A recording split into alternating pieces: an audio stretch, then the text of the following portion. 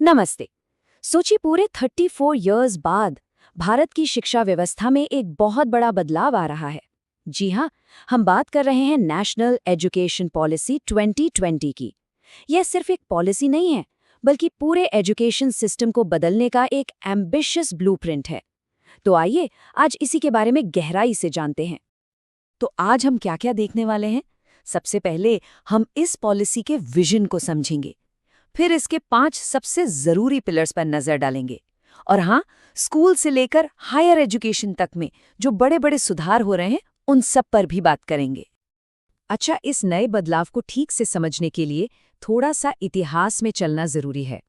भारत की education policies का सफर कैसा रहा है, ये जानना हमें बताएगा कि हम आज यहाँ तक कैसे पहुंचे और ये जो नई पॉलिसी है ये इतनी खास क्यों है। देखिए, ये टाइमलाइन साफ दिखाती है कि भारत की एजुकेशन पॉलिसीज समय के साथ बदली हैं। 1968 में पहली, फिर 86 में दूसरी। लेकिन एक बात पर गौर कीजिए, 1992 के बाद एक बहुत लंबा गैप है, पूरे 34 साल। और अब 2020 में आई ये नई पॉलिसी उस दुनिया के लिए है जो पिछले 30-35 सालों में पूरी तरह बदल चुकी है। तो सवाल ये है कि इस इतनी बड़ी पॉलिसी की नींव क्या है, इसे किन सिद्धांतों पर बनाया गया है। दरअसल ये पूरी पॉलिसी 5 मजबूत पिलर्स पर टिकी है। चलिए एक एक करके इन्हें समझते हैं। ये है वो 5 गाइडिंग पिलर्स। एक्सेस मतलब शिक्षा हर बच्चे तक पहुंचे। इक्विटी यानी सबको बराबरी का मौका मिले। क्वालिटी मतलब अच्छी से अच्छी पढ़ाई। अकाउंटेबिलिटी यानी सिस्टम की जवाबदेही तय हो। और अफोर्डेबिलिटी यानी शिक्षा सबकी पहुंच में हो। इन सब का मकसद एक ही है कि अच्छी शिक्षा कुछ लोगों तक ही सीमित न रहे, बल्कि हर बच्चे का हक बने। चलिए अब बात करते हैं उस बदलाव की जिसकी सबसे ज्यादा चर्चा हो रही है, और वो है स्कूल एजुकेशन का पूरा स्ट्रक्चर। जी हाँ, पूरा का पूरा ढांचा ही बदल दिया गया है। देखते हैं कि ये नया सिस्टम आखिर है क्या। इस नई पॉलिसी का सबसे ज्यादा जोर है ECC पर, यानी early childhood care and education. मतलब बच्चों के शुरुआती सालों की देखभाल और पढ़ाई। और ऐसा क्यों? क्योंकि साइंस कहता है कि 6 साल की उम्र तक बच्चे के दिमाग का 85% से ज्यादा विकास हो चुका होता है। सोचिए ये साल कितने जरूरी हैं। तो अब तक जो 10+2 वाला सिस्टम चला आ रहा था उसे अब अलविदा कह दीजिए। उसकी जगह आया है एक नया ज्यादा साइंटिफिक मॉडल 5+3+3+4। इसे बच्चों की उम्र और उनके दिमागी विकास के हिसाब से अलग अलग स्टेज में बांटा गया है।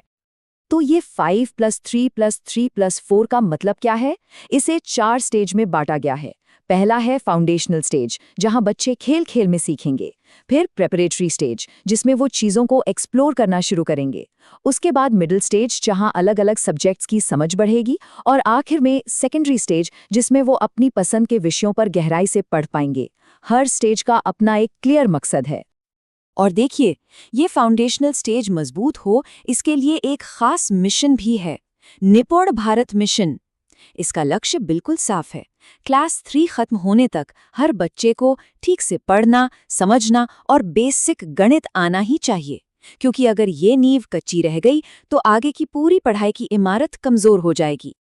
तो स्ट्रक्चर तो बदल गया, लेकिन बच्चे क्या और कैसे सीखेंगे, इसमें भी बड़े बदलाव हैं। भाषा और बच्चों को परखने का तरीका यानी असेसमेंट, दोनों को पूरी तरह से नया रूप दिया गया है। अब फोकस क्या पढ़ा से ज्यादा कैसे सीखा पर है। यहाँ पर इस पॉलिसी का सबसे बड़ा फर्क साफ दिखता है। अब तक जो रट्टा लगाने और साल के आखिर में एग्जाम देने वाला सिस्टम था, उसे बदला जा रहा है। अब जोर इस पर होगा कि बच्चे की काबिलियत क्या है, वो कितना क्रिटिकली सोच सकता है, और उसका लगातार मतलब रेगुलर बेसिस पर मूल्यांकन हो। और इस नए तरीके के असेसमेंट को लागू करने के लिए परख नाम की एक नई नेशनल बॉडी बनाई जा रही है। इसका काम होगा कि ये सभी बोर्ड्स के लिए नियम और गाइडलाइंस तैयार करे, ताकि बच्चों का मूल्यांकन सिर्फ मार्क्स के लिए ना हो, बल्कि उनके ओवरऑल डेवलपमेंट को देखने के लिए हो। अब आते हैं भाषा पर। ये पॉलिसी मल्टीलिंगुअलिज्म यानी कई भाषाएं सीखने पर जोर देती है।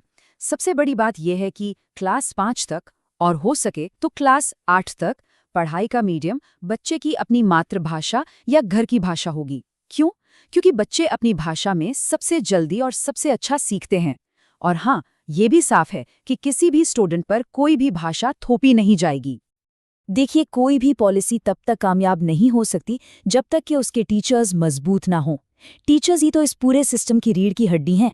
तो आइए देखते हैं कि टीचर्स को एम्पावर करने के लिए और हर बच्चे को साथ लेकर चलने के लिए इस पॉलिसी में क्या खास है। टीचर एजुकेशन में बहुत बड़े सुधार होने वाले हैं। मकसद है टीचिंग प्रोफेशन को और मजबूत बनाना और टीचर्स को हमेशा अपडेट रखना। यहाँ आप देख सकते हैं कि प्लानिंग कितनी डिटेल्ड है। 2030 तक टीचिंग के लिए मिनिमम क्वालिफिकेशन होगी 4 साल की इंटीग्रेटेड बीएड डिग्री।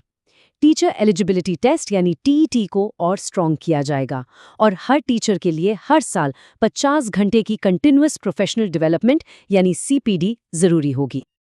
अब बात करते हैं इंक्लूसिव एजुकेशन की, मतलब ऐसी शिक्षा जो किसी को भी पीछे ना छोड़े। इसके लिए खास तौर पर जेंडर इंक्लूजन फंड बनाया गया है, जो लड़कियों और ट्रांसजेंडर स्टूडेंट्स की पढ़ाई में मदद करेगा। जो इलाके पिछड़े हुए हैं वहाँ स्पेशल एजुकेशन जोन्स बनाए जाएंगे। और हाँ, दिव्यांग बच्चों के लिए खास किताबें और रिसोर्सेज होंगे और हर जिले में बाल भवन भी बनाए जाएंगे। चलिए, स्कूल की बात तो हो गई, अब आगे बढ़ते हैं और देखते हैं कि हायर एजुकेशन यानी कॉलेज और यूनिवर्सिटी लेवल पर क्या बदल रहा है। यहाँ भी बहुत बड़े रिफॉर्म्स हैं जिनका मकसद है हमारे हायर एजुकेशन सिस्टम को ज़्यादा फ्लेक्सिबल, मल्टीडिसिप्लिनरी और वर्ल्ड क्लास बनाना। अभी तक हायर एजुकेशन में कई अलग अलग रेगुलेटरी बॉडीज थी, जैसे यूजीसी, एआईसीटीई वगैरह।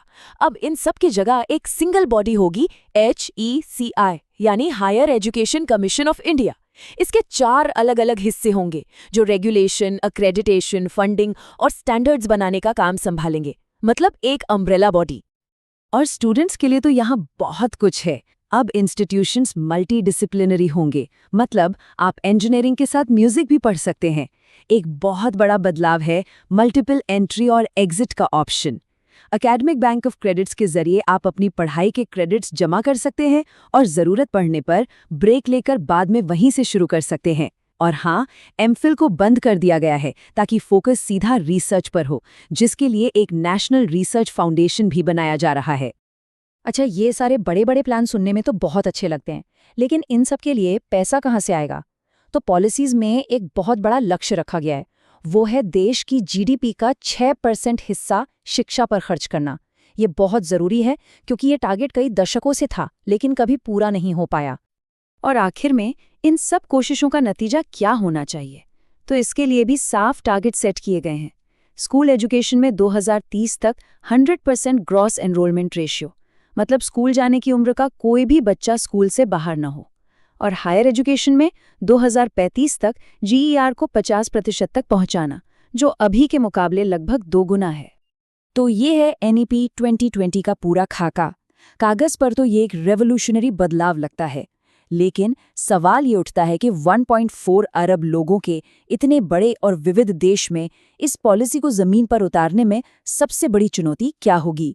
ये एक ऐसा सवाल है जो हमें सोचने पर मजबूर करता है।